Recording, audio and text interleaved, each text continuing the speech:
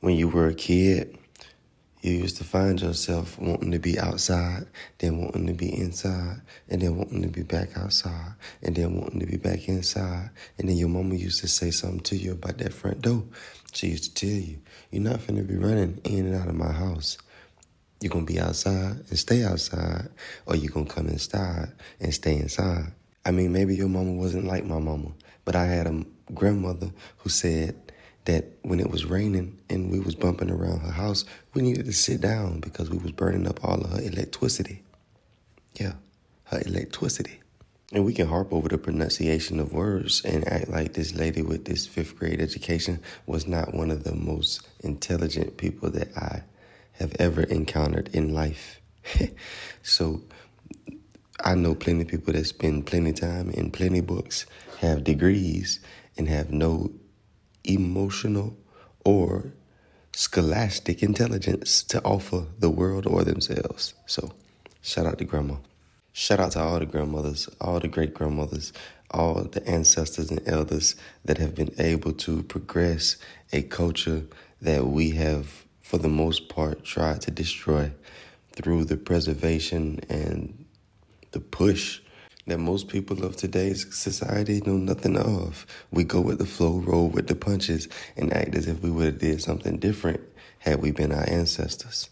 Had you been your ancestors, the answer to what you would have done back then is present in what you do now with the persecution and the injustices of your people and yourself in today's society.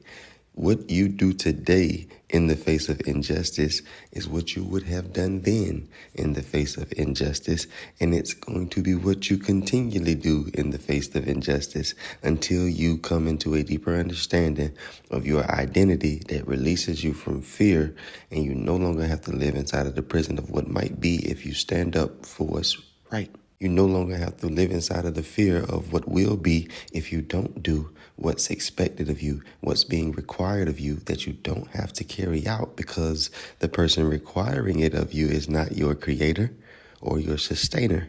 It may be somebody that you've compromised and don't want to stop compromising for because you know the minute that you do, that conditional presence that they offer you and call it friendship, partnership, relationship, or love will dissipate. And you're not ready for that. This is our second form of psychological childish toys that we refuse to put away, and it's the inability to close doors, the inability to see that something is not benefiting me and not for my best interest, and close that door and be done with it. What does a kid, again, do when they get bored inside of the house? They bump around the house. They open the bathroom door. They go in there, look in the mirror for no reason. They go in the back bedroom and they find toys that they haven't played with for years. They come out in the kitchen, they find food, and they leave a mess in each area that they go in. So they're always opening doors that they really have no purpose on the other side of, creating messes in those environments, and then leaving and going on to the next area to mess that up too. The reason as adults that we don't close doors is because we get so desperate that we don't want to miss out on anything. So even though there's this person that we've been dealing with that's full of things that we don't like, there's also that part of us that doesn't want anyone else to experience the part of that person that we do enjoy. So we suffer the consequences of being connected to that person as a compromise to keep control over the enjoyment of one aspect of that person.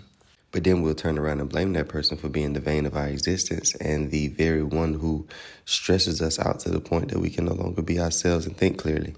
Remember, we talked about the dual views that we carry about people and about ourselves. Like, how is it possible that I think that you're the greatest person in the world and the worst? How is it possible that I think that you're the most capable and the least competent? How is it possible that I think that you're an amazing person, but you just have some character flaws that if you would fix, you would be much more enjoyable? Though we will take a moment and define a person, place, or thing from that moment, we are hardly ever in the moment to accurately experience the person, place, or thing that we're describing, to describe it factually in the moments that we are assessing it. So not only do we miss time away from reality, locked inside of the recepts of our imagination where we judge things unfairly and people unfairly, but we also In those moments, build definitions that we take back into reality, that harden into fact, because whatever we assume to be true, whatever we tell ourselves repetitiously, we eventually perceive ourselves to see. Even if to do this, we have to become delusional and we cause something that's not what we thought was coming just to say that we were right. We do that. The first time you ever heard or experienced the open door concept was probably when someone asked you what you wanted to be as a child, and you gave this grandiose idea back to them. I want to be an astronaut. I want to be an NBA player. I want to be an NFL player. And somebody said to you, you need to not close other doors. And they didn't say it in that way. They said to you, you need to come up with a backup plan. You need to come up with a plan B. Plan A is an open door. Plan B is an open door. Plan C is an open door. You need to leave all these doors open. So if you find yourself at the end of whatever rope you are headed for, you'll have options and you'll be able to pick. But you should have already chose. How can you walk towards your purpose on purpose if you have other plans and possibilities for if the purpose goes wrong? How can you walk on faith? I remember a teenager got into it with his mother and they called me. And she wanted me to talk sense into her son. She wanted me to help her son understand that he needed a backup plan when his dream was something as big as the NFL. Son, you have a 1% chance of going to the NFL. You need to plan to fail. That's actually what we tell our children in indirect ways. We will tell them when they are small that they are capable of doing anything and everything. And then as they develop an understanding and a faith in that aspect of themselves, we double back and teach them that they need to make backup plans for in case their plan goes wrong. We tell them that they are incapable of failure, and then we turn around and prep them for failure to keep from having to pay the price for when they fail. But you're going to pay the price for the illusions that they carry. You're going to pay the price for the insecurity that they carry. You're going to pay the price for the inconsistent display of their identity that they carry.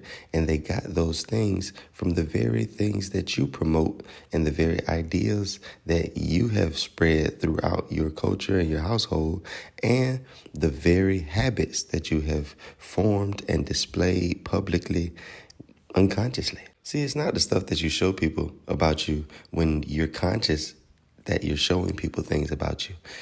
You got to be careful when you're around someone with an eye to see, because when you're around people with an eye to see, they can always see you, even when you're not performing or you're not conscious that you're on stage. I was notorious for it growing up. I would have 5, 6, 10 different business ideas that I was juggling, and not only juggling, but actively planning and actively trying to launch all of them at the same time. And by trying to launch more than I could carry, it kept me in a perpetual state of belief that I was trying to accomplish something so big that it would take longer to do than other people. So my lack of progress was okay. And all of this is a mental trap. All of this is a mental trick. All of this is nothing but self-delusion. All of this leads nowhere but in a circle. If I'm making videos, pressing t-shirts, and coaching basketball, that's not an issue. But if when I'm coaching basketball, I'm thinking about pressing shirts, and when I'm pressing shirts, I'm thinking about teaching a lesson, then that's going to become an issue because I'm not present in the moment. I'm not thinking about and applying my energy and effort to what I'm doing. I'm divided in pieces, and my attention is fractured. And this is going to cause a lack of expression and a lack of effectiveness in anything that I do. Not because of who I am, but because of the way that I'm doing it. Anybody that approaches life in this way gets these outcomes because this is the universal law that governs us all. I get it. Everybody looks a little different. Everybody acts a little different. Everybody sounds a little different. But have you noticed that when one person dives into sadness and depression, they look just like everybody else inside of sadness and depression? We are different in being, but the same in nature. and the states of mind that we operate from that lock us inside of the actions that we carry out and the belief systems that we cultivate are the same. You are not operating from a different set of emotions. Somebody slap you just like somebody slapped me. You have a decision to make, just like I have a decision to make. Am I finna slap them back or am I finna turn the other cheek? See, it's a lot harder to judge people when you're aware that all are one. It's a lot harder to make one person out to be a villain when you realize that all are intricately connected and come from the same origin. Anything that I'm saying that they do, I probably do as well. So if I make them out to be a terrible person for doing it, this also must apply to me. But that's not the way we approach it. We oftentimes leave room for error when it comes to us, and we harshly judge others. When I got put on child support, I wanted to destroy the Department of Revenue. I wanted to attack and lash out at the lawyers. I wanted to jump on the judge. I wanted to physically eliminate forever my baby mama's presence. I went through all of these phases, but what I really hardly experienced, maybe once, I never wanted to off myself for having kids with her. It took me getting in a real broken state about myself for me to come to a place where I was willing to blame me for the things that I was going through. And that's about how we all are. We love to play the blame game. We love to find other people to pawn off our dysfunction on and say, well, it's because they won't stop doing X, Y, and Z that I keep doing A, B, C. And if they would only stop doing that thing that they won't stop doing, then I would be capable to live without doing that thing that I won't stop doing.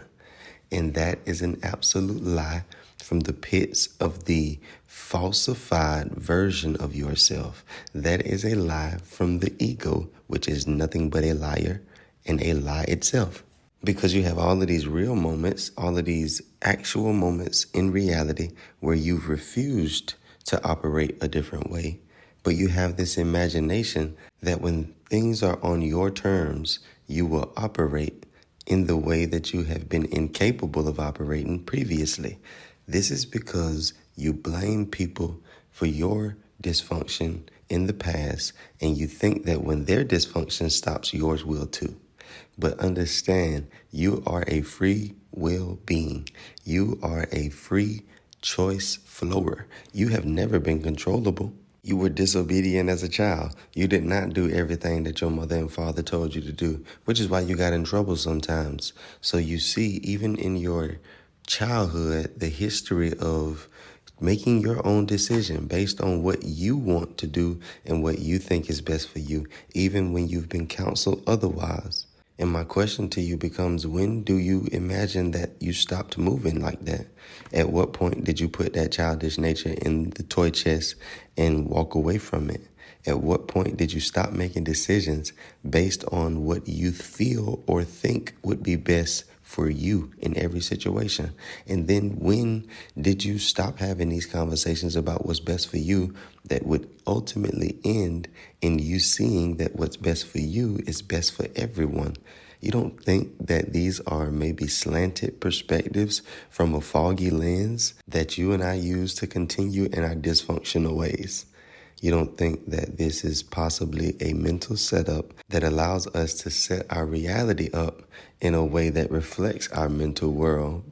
But when we're ignorant of the cost that we pay for such reckless thinking, we ultimately end up inside of a physical expression that is confusing, frustrating, and chaotic. Just for one moment, I want you to see your inner world as a palace.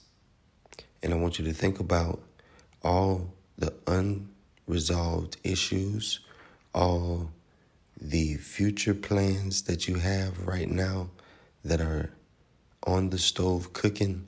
I want you to think about all of the past experiences that you have refused to let go. And I want you to see each and every one of these as an open door with tons of noise and activity on the other side of each door.